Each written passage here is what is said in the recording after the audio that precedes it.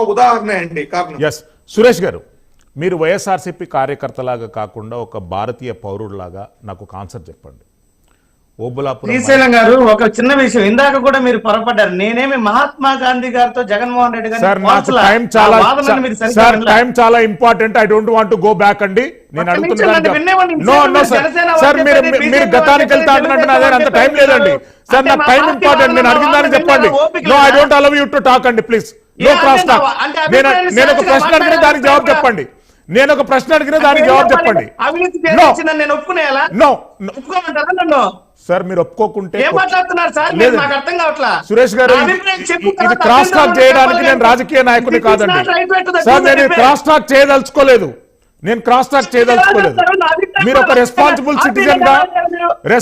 Citizen గా మన దేశంలో జరిగినటువంటి భారీ నష్టం, ప్రజల ట్యాక్స్ పేయర్స్ నష్టం, ప్రజలకు నష్టం, ప్రభుత్వాలకు నష్టం, దాన్ని మీరు యాక్సెప్ట్ చేయాలి.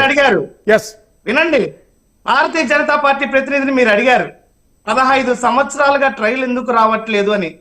వాస్తవానికి దానికి సమాధానం ఏంటంటే ఇది రాజకీయ ప్రేరేపిత కేసులో భాగంగా కాబట్టి.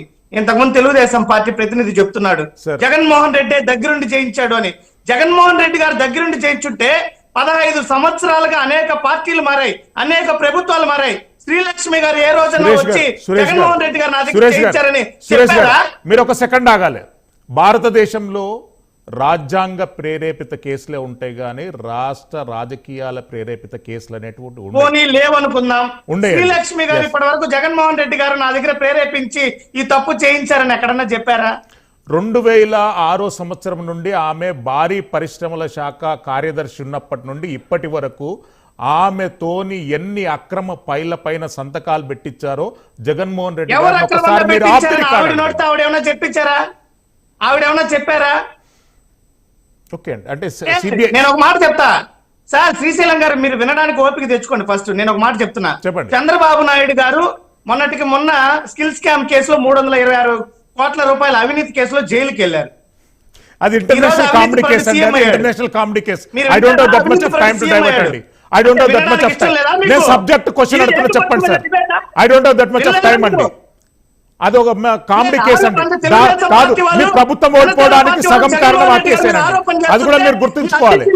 కాదండి, జగన్మోహన్ రెడ్డి గారి మీద ఆరోపణలు చేస్తుంటే మీరు అబ్జెక్షన్ చేయరు.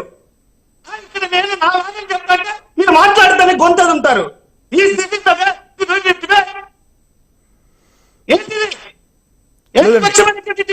You are wasting valuable air time అండి. You are wasting valuable air time. మీరు సబ్జెక్ట్ మాట్లాడండి. నేను మిమ్మల్ని సబ్జెక్ట్ లోకి తీసుకెళ్తున్నా, మీరు సైడ్ ట్రాక్ లోకి వెళ్తున్నారు. మీరు బాధ్యతాయుతమైనటువంటి సిటిజన్ గా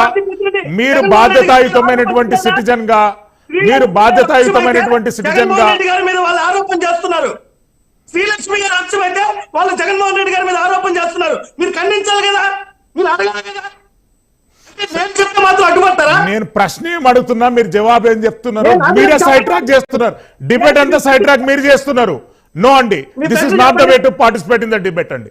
సార్ మిమ్మల్ని, మీరు ఒక బాధ్యతాయుతమైనటువంటి భారత సిటిజన్ గా మన రాష్ట్రానికి, మన దేశానికి భారీ ట్యాక్సులు ఎగ్గొట్టినటువంటి చరిత్ర ఓబులాపురం మైనింగ్ స్కామ్తో పాటు ఇతర అంశాలలో కూడా మీకెక్కడైతే సిబిఐ ఈడీలు 11 కేసులలో, అంటే నా వర్డుకు, అంటే నాకు అంచనకు లేనన్ని కోట్లలో స్కామ్ జరిగిందనేటటువంటిది మీరు ధృవీకరించాలి. అంటే వైఎస్ఆర్సీపీ కార్యకర్తగా ఎట్లా ధృవీకరించాలి? మీరు ఒక సిటిజన్ గా, భారతదేశ సిటిజన్ గా మాత్రం మీరు ధృవీకరించాలి. సరే, how much evidence you want? Let's go and visit the courts. జడ్జిలే యాక్సెప్ట్ చేయలేదండి. ఈడీ, సిబిఐ లాంటి ప్రతిష్టాత్మక సంస్థలు 15 సంవత్సరాలుగా ఒక్క కేసులో తీర్పు తెచ్చుకోలేకపోతే నేను ఎలా ధృవీకరిస్తా అంటే ఆరోపణలతో నేను ధృవీకరించారా? నేను ఈ ప్లాట్ఫామ్ మీద మాట్లాడలేదండి. I'll go to Ravinder Reddy గారు. ప్లీజ్ రవీందర్ రెడ్డి గారు, ఓవర్. రవీందర్ రెడ్డి గారు, ఆరోపణలు ఓన్లీ రవీందర్ రెడ్డి గారు మైక్ పని చేయాలి ప్లీజ్.